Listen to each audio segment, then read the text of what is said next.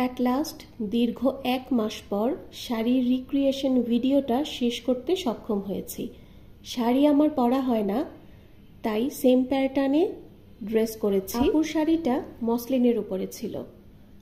আমি ম্যাটেরিয়ালস নিয়েছি খুব সুন্দর ডিপ অরেঞ্জের বেক্সি ফ্যাব্রিক, বাট অসংখ্যবার চেষ্টা করার পরেও ভিডিওতে কোনোভাবেই কালারটা আসেনি। এরপর আমার ড্রেসের মেজারমেন্ট অনুযায়ী ড্রেসটা কেটে নিয়েছি।